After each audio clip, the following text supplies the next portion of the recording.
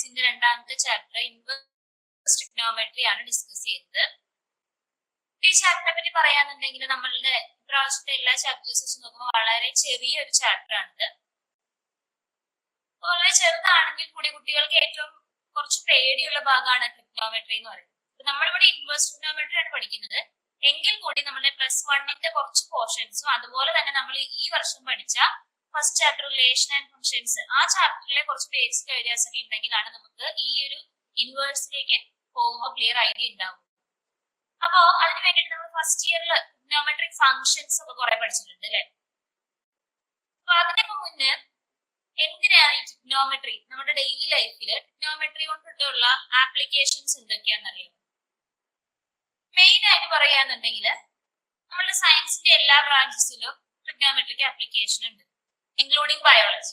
ബയോളജിയുടെ case പറയാന്നുണ്ടെങ്കിൽ നമ്മൾ എന്തെങ്കിലും ഫ്രാക്ചറോ കാര്യങ്ങളോ ഒക്കെ ആയിട്ട് ഹോസ്പിറ്റലിൽ പോവാണെന്നുണ്ടെങ്കിൽ അപ്പൊ തന്നെ എക്സ്റേ എടുക്കാൻ പറയും.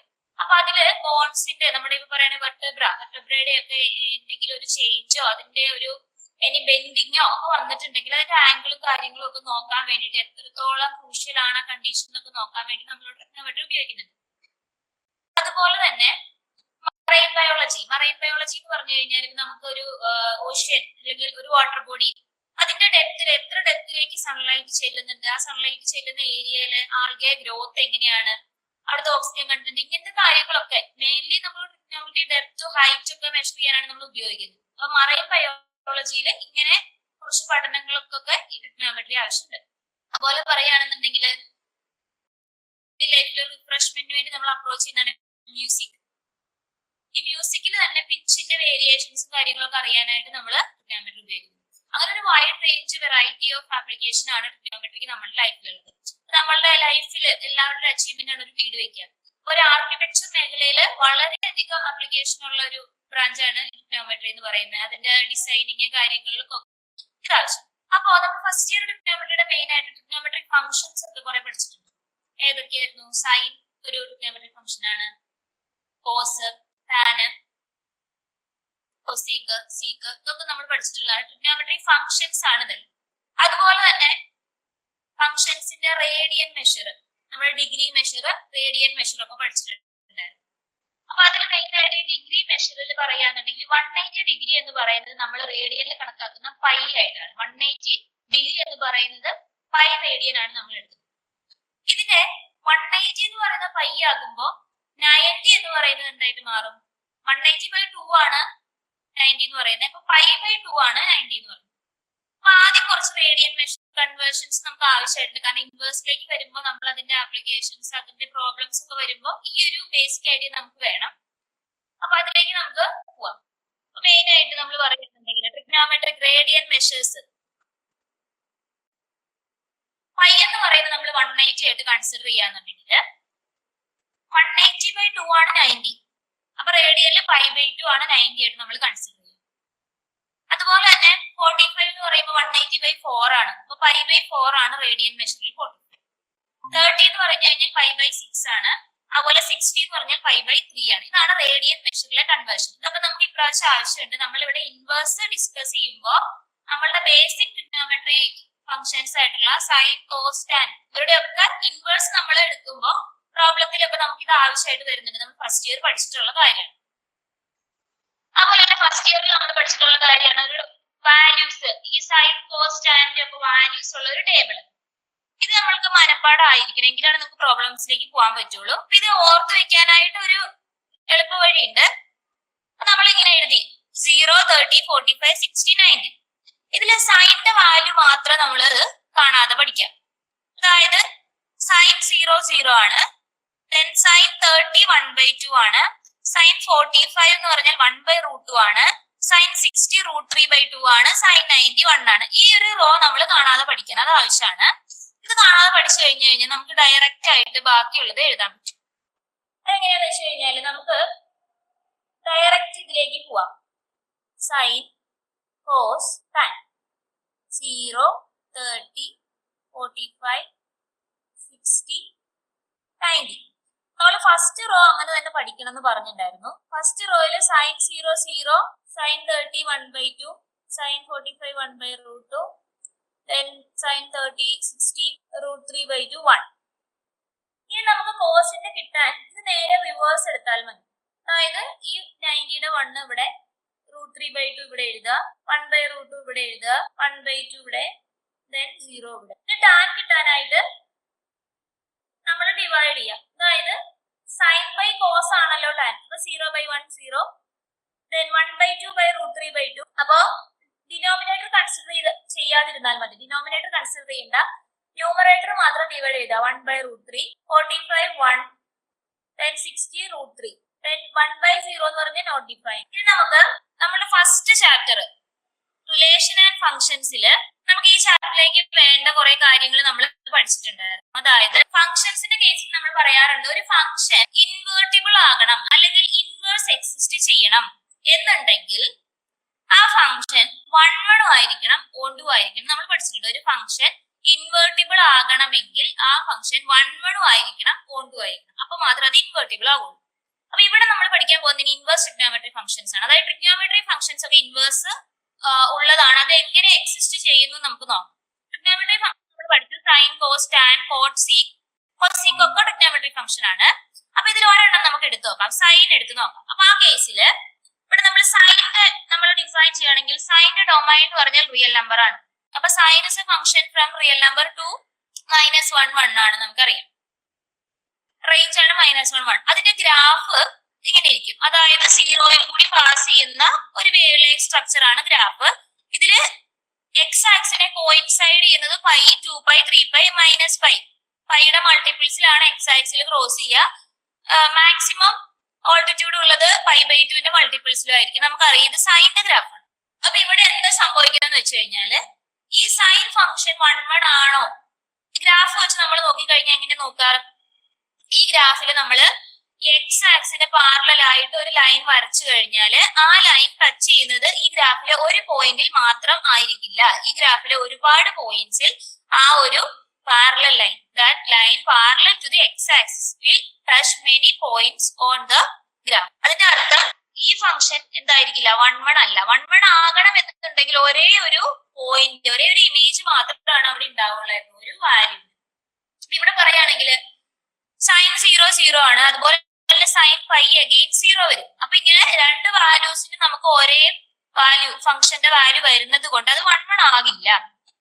ഇനി ഓൺ-ടു ആണോ എന്ന് നോക്കാൻ വേണ്ടി നമ്മൾ y ആക്സിന് പാരലൽ ആയിട്ട് ഒരു ലൈൻ വരയ്ക്കുന്നു. അപ്പൊ ആ ലൈനിന്റെ കേസിൽ ഇനിയിപ്പം ഇതിപ്പോ 1 അല്ലാന്ന് നമുക്ക് ഓൾറെഡി തെളിഞ്ഞു. 1 ഓൺ-ടു രണ്ട് കണ്ടീഷന് സാറ്റിസ്ഫൈ ആയാൽ മാത്രമാണ് അത് എന്താകുള്ളൂ, ഒരു ബൈജക്റ്റീവ് ഫംഗ്ഷൻ ആവുള്ളൂ. ബൈജക്റ്റീവ് ഫംഗ്ഷൻ ആയാൽ മാത്രമാണ് അതിന് ഇൻവേഴ്സ് എക്സിസ്റ്റ് ചെയ്യൂ അല്ലെങ്കിൽ ഇൻവേർട്ടിബിൾ ആകൂ എന്ന് നമുക്ക് പറയാൻ സാധിക്കുള്ളൂ. അപ്പൊ ഇവിടെ നമ്മൾ ഈ ഗ്രാഫിൽ നിന്ന് 1 ആണോ എന്ന് ചെക്ക് ചെയ്യാൻ വേണ്ടി എക്സിന് ഒരു പാരലൽ ലൈൻ വരച്ച് അങ്ങനെ വരച്ചു കഴിഞ്ഞപ്പോൾ ഗ്രാഫിൽ ഒന്നിൽ കൂടുതൽ പോയിന്റ്സിൽ ആ ലൈൻ ടച്ച് ചെയ്യുന്നത് കൊണ്ട് ഇത് 1 അല്ല എന്ന് തെളിഞ്ഞു. സോ അത് ഇൻവേർട്ടിബിളും ആയിരിക്കില്ല. അപ്പൊ സൈൻ ഫംഗ്ഷൻ എന്തല്ല, ഇൻവേർട്ടിബിൾ അല്ല. അപ്പൊ അതിന് ഇൻവേഴ്സ് എക്സിസ്റ്റ് ചെയ്യുന്നില്ല എന്ന് നമുക്ക് മനസ്സിലായി. അപ്പൊ പിന്നെ നമ്മൾ ഇങ്ങനെ ഓരോ ഫംഗ്ഷന്റെയും കോസ് ടാൻ കോട്ട് ഗ്രാഫ് വരയ്ക്കുമ്പോഴും ഇതുപോലെ തന്നെ വരും. അപ്പൊ നമുക്ക് എന്ത് ചെയ്യണം, ഇതിനെ നമ്മൾക്ക് ഇൻവേഴ്സ് എക്സിസ്റ്റ് ചെയ്യുന്ന ഒരു ഫോമിലേക്ക് കൊണ്ടുവരണം. അപ്പൊ അതിനു വേണ്ടി നമ്മൾ എന്ത് ചെയ്യുന്നു, സൈനിന്റെ ഡൊമൈൻ ഒന്ന് റെസ്ട്രിക്ട് ചെയ്യാൻ പോവാണ്. സൈനിന്റെ ഡൊമൈൻ റെസ്ട്രിക്ട് ചെയ്യാന്ന് പറഞ്ഞാൽ നമ്മൾ ഇവിടെ ഈ സൈനിന്റെ ഡൊമൈന് റിയൽ ലൈൻ എന്നുള്ളത് മാറ്റി -π/2 മുതൽ π/2 വരെ മാത്രം ഡൊമൈൻ നമ്മളൊന്ന് റെസ്ട്രിക്ട് ചെയ്തു. അപ്പൊ ഗ്രാഫ് ഇത്രയും ഭാഗമായിട്ട് മാത്രം കിട്ടും. ഇനി ഇത്രയും ഭാഗം മാത്രമുള്ള ഈ ഗ്രാഫിൽ നമ്മളൊരു ലൈൻ വരച്ചു കഴിഞ്ഞാൽ, parallel to the X axis line വരച്ചു കഴിഞ്ഞാല് ആ ലൈൻ ഒരേ ഒരു പോയിന്റിലാണ് ടച്ച് ചെയ്യുന്നുള്ളൂ. അപ്പൊ അത് 1 ഫംഗ്ഷൻ ആയിട്ട് മാറി. -π/2 π/2 എന്ന് പറയുന്ന ഡൊമൈനിൽ നമ്മളുടെ സൈൻ ഫംഗ്ഷൻ 1 ആയിട്ട് മാറി. അതുപോലെ തന്നെ അത് ഓൺ-ടു ആണ്. y ആക്സിന് പാരലൽ ആയിട്ട് ഒരു ലൈൻ വരയ്ക്കുമ്പോൾ അതൊരു ലൈനിൽ ഒരു പോയിന്റ് ടച്ച് ചെയ്യുന്നുണ്ട്. അപ്പൊ എല്ലാ പോയിന്റ്സിനും ഒരു പ്രീ ഇമേജ് എക്സിസ്റ്റ് ചെയ്യുന്നുണ്ട്. അപ്പൊ അതുകൊണ്ട് അത് ഓൺ-ടു ആയിട്ട് മാറി. അപ്പൊ നമ്മുടെ സൈൻ ഫംഗ്ഷന്റെ ഡൊമൈൻ നമ്മൾ -π/2 π/2ലേക്ക് റെസ്ട്രിക്ട് ചെയ്തപ്പോൾ ആ ഫംഗ്ഷൻ ബൈജക്റ്റീവ് ആയി മാറി. ബൈജക്റ്റീവ് ആയി മാറിയപ്പോൾ അതിന് ഇൻവേഴ്സ് എക്സിസ്റ്റ് ചെയ്യുന്നുണ്ടെന്ന് മനസ്സിലായി. അപ്പൊ അങ്ങനെ ഡൊമൈൻ റെസ്ട്രിക്ട് ചെയ്തപ്പോൾ സൈൻ എന്തായിരുന്നു, ഈ സൈൻ ഫംഗ്ഷൻ ഇൻവേർട്ടിബിൾ ആയിട്ട് മാറി. അപ്പൊ ഇങ്ങനെ ഇൻവേർട്ടിബിൾ ആയിട്ട് മാറിയ സൈൻ ഫംഗ്ഷനെ നമുക്ക് ഇൻവേഴ്സിലേക്ക് എഴുതാം. അപ്പോ a function f from A to B ആണെന്നുണ്ടെങ്കിൽ f inverse is from B to A ആയിരിക്കണം. അപ്പൊ ഇൻവേഴ്സ്, സൈൻ ഇൻവേഴ്സ് എന്ന് പറയുന്നത് എവിടെ നിന്ന് എങ്ങോട്ടായിരിക്കണം, closed interval -1 to closed interval -π/2 π/2 ആയിരിക്കും. അതായത് സൈൻ ഇൻവേഴ്സിന്റെ ഡൊമൈൻ -1 ക്ലോസ്ഡ് ഇന്റർവെൽ -1 അതിന്റെ റേഞ്ച് ക്ലോസ്ഡ് ഇന്റർവെൽ -π/2 π/2 ആയിരിക്കും. സോ എന്തിനാണ് നമ്മൾ ഇങ്ങനെ കൊണ്ടുവന്നത്? സൈൻ ഫംഗ്ഷന്റെ ഡൊമൈൻ റിയൽ നമ്പർ റേഞ്ച് -1 1 ആണ്. പക്ഷെ അവിടെ ഇത് ബൈജക്റ്റീവ് അല്ല, ഇൻവേഴ്സ് എക്സിസ്റ്റ് ചെയ്യുന്നില്ല. അപ്പൊ ഇൻവേഴ്സ് എക്സിസ്റ്റ് ചെയ്യുന്ന ഫോമിൽ കൊണ്ടുവരാൻ വേണ്ടി നമ്മൾ ഡൊമൈൻ സൈനിന്റെ ഡൊമൈൻ റെസ്ട്രിക്ട് ചെയ്തു. അപ്പൊ അതിന് ഇൻവേഴ്സ് എക്സിസ്റ്റ് ചെയ്യുന്നുണ്ട്, കാരണം 1 1 1 ആയിട്ട് മാറി. ഇനി നമ്മൾ അതിന്റെ ഇൻവേഴ്സിന്റെ ഫോം എഴുതി. Sine inverse is from -1 1 to -π/2 π/2. ഇവിടെ ഈ സൈൻ ഇൻവേഴ്സിന്റെ ഈ റേഞ്ചിനെ പറയുന്ന പേരാണ് principal value range. Principal value range. അപ്പൊ ഇപ്പൊ നമ്മൾ കണ്ടത് സൈനിന്റെ കേസ് മാത്രമാണ്. ഇതുപോലെ ഓരോ ഗ്രാഫും കോസിന്റെ, ടാനിന്റെ, കൊസീക്കിന്റെ എല്ലാവരുടെ ഗ്രാഫ് എടുത്ത് നോക്കുമ്പോഴും നമുക്ക് ഇതുപോലെ തന്നെ അവരെയൊക്കെ ഇൻവേർട്ടിബിൾ ആക്കി മാറ്റാൻ വേണ്ടിയിട്ട് നമ്മൾ ഇവരുടെ ഡൊമൈൻ റെസ്ട്രിക്ട് ചെയ്ത് കൊടുക്കുന്നുണ്ട്. അപ്പൊ ഡൊമൈൻസ് റെസ്ട്രിക്ട് ചെയ്യുന്നു. അതിന്റെ സൈൻ ഫംഗ്ഷൻ റെസ്ട്രിക്ട് ചെയ്ത പോലെ ടാൻ ഫംഗ്ഷൻ റെസ്ട്രിക്ട് ചെയ്യുമ്പോൾ നമ്മള് ടാൻ ഇൻവേഴ്സ് പറയുമ്പോൾ ഡൊമൈനും റേഞ്ചും പഠിക്കണം. അപ്പൊ അതുപോലെ ഓരോ ഫംഗ്ഷന്റെയും ഇപ്രാവശ്യം നമ്മൾ ഓരോ ട്രിഗ്നോമെട്രി ഫംഗ്ഷൻസിന്റെയും ഇൻവേഴ്സ് പഠിക്കുമ്പോൾ അവരുടെ ഡൊമൈനും റേഞ്ച് റെസ്ട്രിക്ട് ചെയ്ത് പഠിക്കാനുണ്ട്. അത് പഠിച്ചതിന് ശേഷമാണ് നമുക്ക് ഇതിലെ പ്രോബ്ലംസിലേക്ക് പോകാൻ പറ്റുള്ളൂ.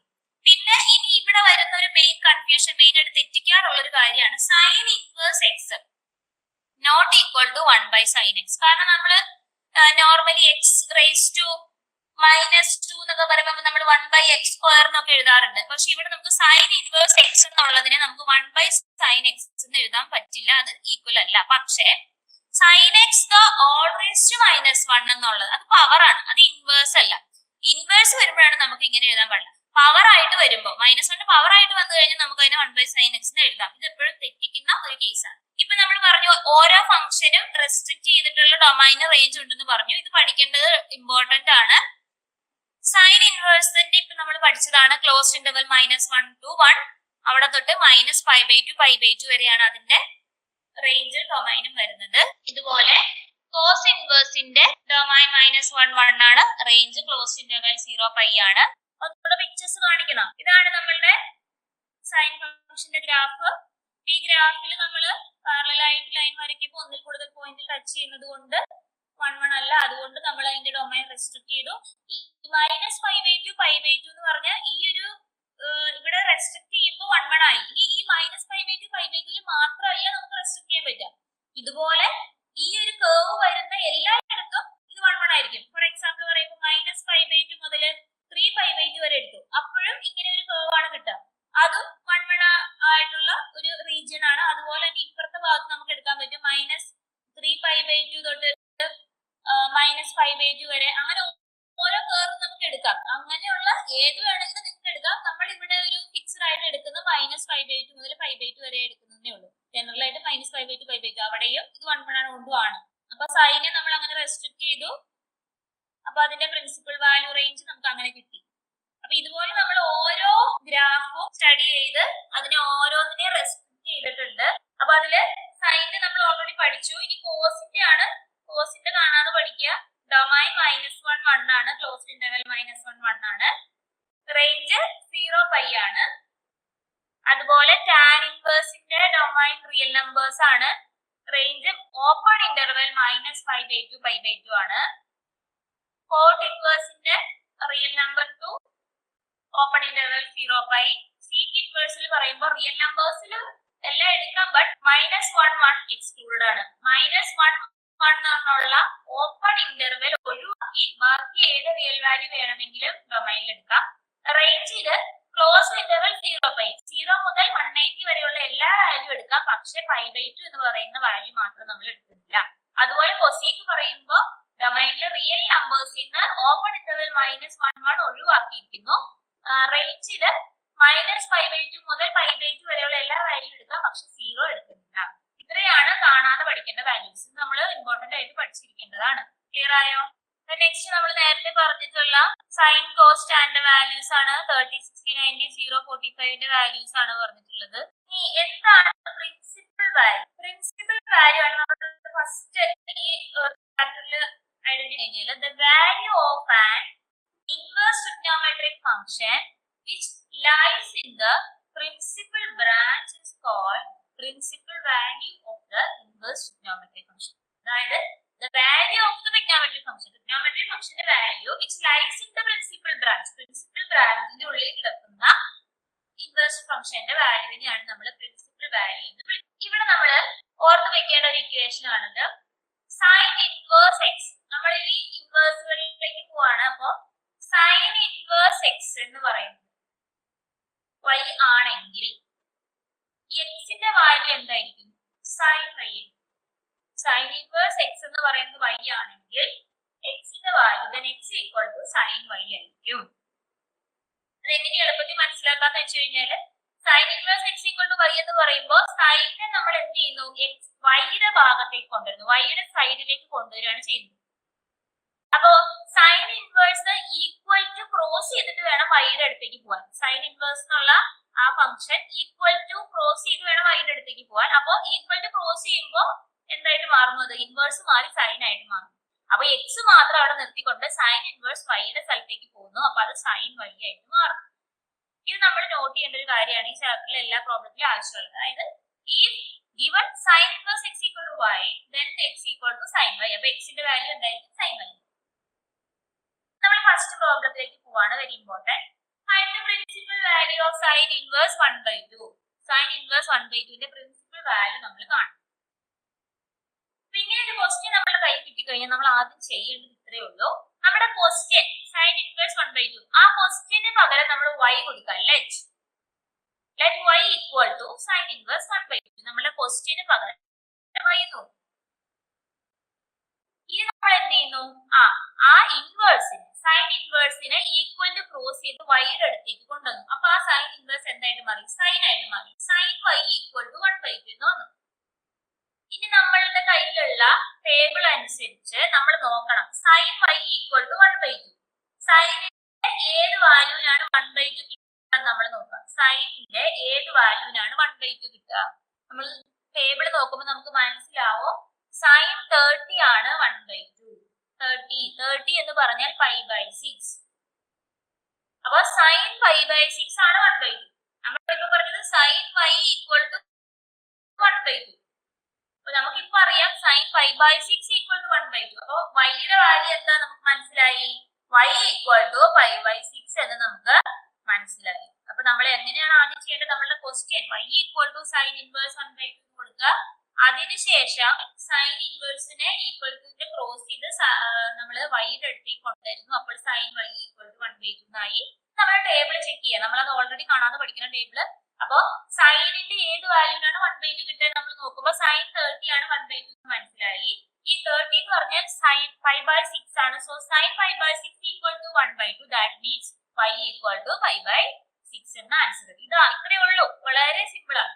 ഈ π/6 എന്ന് പറയുന്നത് നമ്മളുടെ സൈനിന്റെ റേഞ്ച് പഠിച്ചായിരുന്നു. -π/2 π/2 അതിന്റെ ഉള്ളിൽ വരുന്ന ഒരു വാല്യൂ തന്നെയാണ് ഈ π/6. അതുകൊണ്ടാണ് π/6 എലമെന്റ് ഓഫ് ക്ലോസ് ഇന്റർവൽ -π/2 π/2 എന്ന് എഴുതിയിരിക്കുന്നത്. അത്രയ്ക്ക് ഇമ്പോർട്ടന്റ് അല്ല, എങ്കിൽ കൂടി നിങ്ങൾ മനസ്സിലാക്കി ഇരുന്നാൽ മതി. അപ്പൊ ഇങ്ങനെയാണ് ഒരു പ്രിൻസിപ്പൽ വാല്യൂ പ്രോബ്ലം സോൾവ് ചെയ്യേണ്ടത്. വളരെ ഇമ്പോർട്ടന്റ് ആണ്. മനസ്സിലാക്കി ചെയ്താൽ വളരെ എളുപ്പത്തിൽ ചെയ്യാം. ഒരു ക്വസ്റ്റ്യൻ നമ്മളുടെ കയ്യിൽ കിട്ടുന്നു, നമ്മൾ അതിനെ y equal to that question എന്നുള്ള ഒരു ഫോർമാറ്റിലേക്ക് എഴുതുന്നു. അടുത്ത സ്റ്റെപ്പിൽ നമ്മളുടെ ക്വസ്റ്റ്യനിലുള്ള ഇൻവേഴ്സ് ഫംഗ്ഷനെ നമ്മൾ ഈക്വൽ ടുന്റെ ഓപ്പോസിറ്റ് സൈഡിലേക്ക് കൊണ്ടുപോകുന്നു. അപ്പൊ ഇൻവേഴ്സ് മാറുന്നു. ഇൻവേഴ്സ് മാറി ഒരു ട്രിഗണോമെട്രിക് ഫംഗ്ഷനിലേക്ക് എത്തി. ആ ഫംഗ്ഷൻ നമ്മളുടെ ടേബിളിൽ നിന്ന് അതിന്റെ വില ഏത് വാല്യൂവിനാണ് നമുക്ക് ഗിവൺ നമ്മളുടെ കയ്യിലുള്ള ചോദ്യത്തിലുള്ള വാല്യൂ ഇരിക്കുന്നത് നോക്കുക. പൈയുടെ ടേംസിൽ റേഡിയൻ മെഷറിൽ അത് കൊടുക്കുക. ഇത്രയേ ഉള്ളൂ. ഇതാണ് അതിന്റെ പ്രിൻസിപ്പൽ വാല്യൂ എന്ന് പറയുന്നത്. ക്ലിയർ ആയോ? അടുത്തൊരു ചോദ്യമാണ് find principal value of tan inverse 1. tan inverse 1ന്റെ പ്രിൻസിപ്പൽ വാല്യൂ ആണ്. നമ്മൾ ആദ്യം എന്ത് ചെയ്യണം? y equal to tan inverse 1 എന്ന് എഴുതി.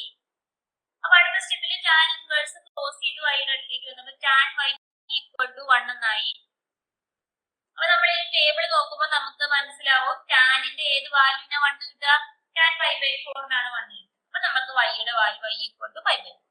അപ്പൊ പ്രിൻസിപ്പൽ വാല്യൂ എന്താണ്? tan inverse 1ന്റെ പ്രിൻസിപ്പൽ വാല്യൂ എന്താണ്? π/4 ആണ്. ഒന്ന് നോട്ട് ചെയ്തോളൂ. നെക്സ്റ്റ് ഒരു question principal value of cosec inverse 2. Find principal value of cosec inverse 2. നമ്മൾ സാധാരണ normally first step y equal to cosec inverse 2, then change ചെയ്യുന്നു, പൊസിഷൻ ചേഞ്ച് ചെയ്യുക, കൊസീക് ഇൻവേഴ്സിന്റെ പൊസിഷൻ y-യുടെ അടുത്തേക്ക് ചേഞ്ച് ചെയ്യുന്നു. That means cosec inverse 2 changes to cosec y, that cosec y equal to 2. നമുക്ക് കൊസീക്കിന്റെ ഏത് value ആണ് 2 കിട്ടുന്നത് നോക്കണം. പക്ഷേ നമുക്കറിയാം കൊസീക് എന്ന് പറയുന്നത് 1/sin ആണ്. So cosec y can be changed to 1/sin y. Cosec y ക്ക് പകരം നമുക്ക് 1/sin y എന്ന് എഴുതാം. നമ്മുടെ ക്വസ്റ്റ്യൻ എങ്ങനെയായിട്ട് മാറും? 1/sin y equal to 2. 1/sin y equal to 2 ആണെങ്കിൽ sin y equal to 1/2. നമ്മുടെ ക്വസ്റ്റ്യനെ നമ്മൾ ചേഞ്ച് ചെയ്ത് കൊണ്ടിരുന്ന രീതി വളരെ ഇമ്പോർട്ടന്റ് ആണ്. നമുക്ക് sin cos tan ആണെങ്കിൽ ഇത്രയും നേരം ചെയ്ത പോലെ ഡയറക്റ്റ് ചെയ്യാം. ഇവിടെ cos sec cot ഇത് മൂന്നും വരുമ്പോ നമുക്കറിയാം cosec എന്ന് പറഞ്ഞാൽ 1/sin ആണ്, cot 1/cos, cot എന്ന് പറഞ്ഞാൽ 1/tan ആണ്, അതുപോലെ sec 1/cos ആണ്. ഈ മൂന്ന് ഫംഗ്ഷൻസ് വരുന്ന കേസിൽ നമ്മൾ ഇതുപോലെ വേണം ചെയ്യാൻ. അതായത് നമ്മൾ y-യുടെ അടുത്തേക്ക് കൊണ്ടുവന്ന ശേഷം ഫംഗ്ഷനെ മാറ്റുക. cosec means 1/sin. So 1/sin y equal to 2. That means sin y equal to 1/2. ഇനി നമുക്ക് ഡയറക്റ്റ് ചെയ്യാം. സൈനിന്റെ ഏത് വാല്യൂവിനാണ് 1/2 കിട്ടുന്നത്? സൈനിന്റെ 30 വാല്യൂവിനാണ് 1/2 കിട്ടുന്നത്. So we can write sin pi/6 equal to 1/2. That means the principal value is pi/6. അപ്പൊ cosec inverse 2 ന്റെ principal value എന്ന് പറയുന്നത് pi/6 ആണ്. വളരെ ഇമ്പോർട്ടന്റ് ആണ്, മാർക്ക് ചെയ്തോളാം. ടെസ്റ്റ് ഒന്ന് ചെയ്ത് നോക്കിക്കോളാം.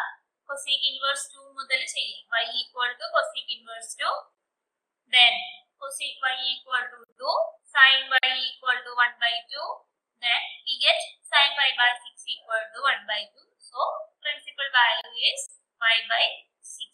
Clear അല്ലേ? നെക്സ്റ്റ് നമ്മൾ കുറച്ച് പ്രോപ്പർട്ടീസ് പഠിക്കണം. അതായത് cosec inverse x നെ നമുക്ക് വേറൊരു രീതിയിൽ എഴുതാം, sin inverse 1/x. അതുപോലെ sec inverse x നെ നമുക്ക് cos inverse 1/x എന്ന് എഴുതാം.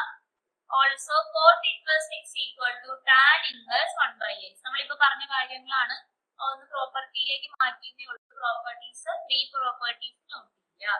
Then next, find principal value of cot inverse √3. cot inverse √3 നമ്മൾ എന്ത് ചെയ്യുന്നു? y equal to cot inverse √3 എന്ന് കൊടുക്കുന്നു. അപ്പൊ നമുക്കറിയാം cot എന്ന് പറഞ്ഞു കഴിഞ്ഞാൽ ടാനിന്റെ ടേംസിൽ എഴുതണം. സോ ഇപ്പൊ നമ്മൾ എഴുതിയ പ്രോപ്പർട്ടി അനുസരിച്ച് cot inverse √3 we can write as tan inverse 1/√3. So tan inverse 1/√3 എന്ന് പറയുന്നത് 30 യുടെ വാല്യൂ ആണ്. tan 30 ആണ്. So we can write tan 30 equal to 1/√3. That means y equal to pi/6. Clearly y equal to pi/6. Principal value of cot inverse √3 is pi/6. അതുപോലെ തന്നെ അടുത്ത ഇതുപോലെ function എടുക്കേണ്ട ഒരു കേസാണ് sec. Find principal value of sec inverse 2/√3. sec inverse 2/√3. അപ്പൊ ഈ കേസിൽ നമ്മൾ എന്ത് ചെയ്യാം? sec inverse 2/√3 നമുക്ക് എങ്ങനെ എഴുതാം? cos inverse √3/2.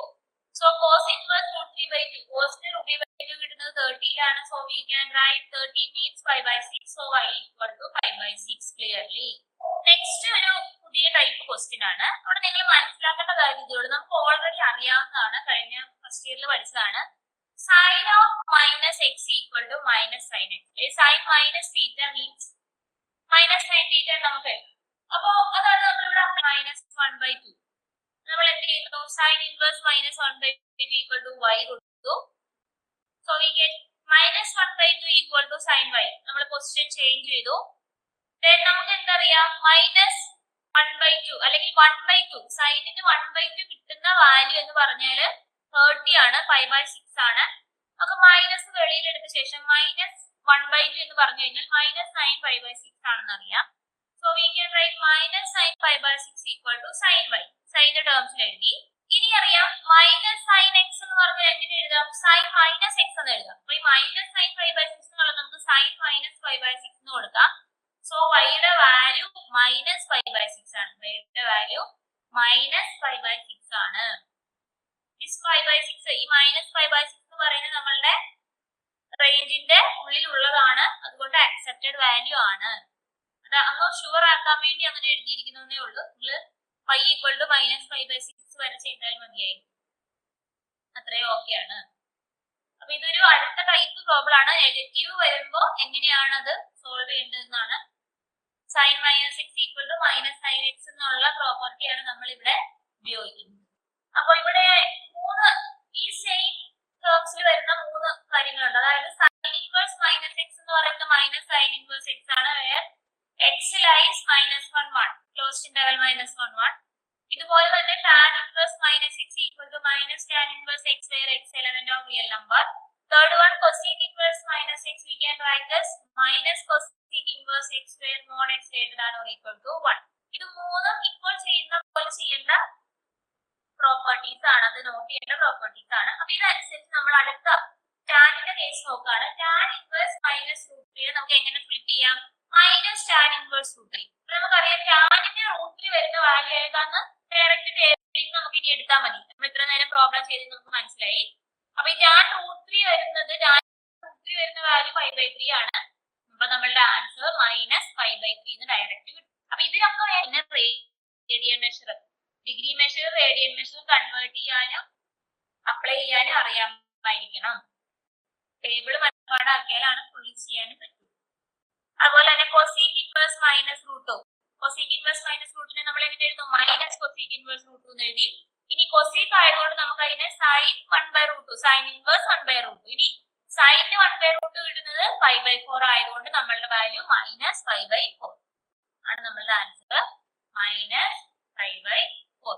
എല്ലാ ടൈപ്പിലും ഓരോ പ്രോബ്ലം ക്ലിയർ ആയിട്ട് നോട്ട് ചെയ്ത് പോകണം. എന്നാണ് നമ്മൾ എന്തായാലും പഠിച്ചിരിക്കേണ്ട, മനപ്പാഠമായിരിക്കേണ്ട നമ്മുടെ ടേബിള്. എളുപ്പവഴി പറഞ്ഞു തന്നിട്ടുണ്ട്. ഒന്നെങ്കിൽ ആ വഴിയിൽ പഠിച്ചു വെക്കുക, അല്ലെങ്കിൽ ഓൾറെഡി അറിയാവുന്നവരാണെങ്കിൽ അത് തന്നെ നോക്കി ചെയ്യാം. ഇതാണ് നമ്മളുടെ ഫസ്റ്റ് സെക്ഷനിലെ പ്രോബ്ലംസ് ഒക്കെ. 3 ട്രിഗണോമെട്രി ഫംഗ്ഷൻസിന്റെ ഡൊമൈൻസ് റേഞ്ച് കാണാതെ അറിയാമായിരിക്കണം. പിന്നെ പ്രിൻസിപ്പൽ വാല്യൂ എങ്ങനെയാണ് കണ്ടുപിടിക്കുക, എങ്ങനെയാണ് അതിലേക്ക് എത്തുക, ആ വാല്യൂ കണ്ടുപിടിക്കുന്നതിൽ നെഗറ്റീവ്സ് വരുമ്പോൾ എങ്ങനെയാണ്, അതുപോലെ തന്നെ കോ ഫംഗ്ഷൻ വരുമ്പോൾ എങ്ങനെയാണ്, കാര്യങ്ങളൊക്കെ കൃത്യമായിട്ട് അറിയായിരിക്കണം. ഓരോ പ്രോബ്ലം ചെയ്ത് തന്നെ പഠിക്കുക. അപ്പൊ മാത്രമാണ് കണ്ടിന്യൂഷൻ കിട്ടുള്ളൂ. നമ്മൾ ഇടയ്ക്ക് വെച്ച് സ്റ്റക്ക് ആയി. അപ്പോൾ ഇത്രയാണ് നമ്മളുടെ ഇന്നത്തെ ക്ലാസ്സിലുള്ളത്. എത്രയും നന്നായിട്ട് പഠിച്ചിട്ട് വേണം അടുത്ത ക്ലാസ്സിലേക്ക് വരാൻ, വർക്ക്ഔട്ട് ചെയ്യാം. നന്നായിട്ട് നോക്കിയിട്ട് തന്നെ വരാം. നെക്സ്റ്റ് ക്ലാസ്സിൽ നമുക്ക് അടുത്ത പ്രോപ്പർട്ടി മുതലുള്ള പ്രോബ്ലംസ് ഡിസ്കസ് ചെയ്യാം. Thank you.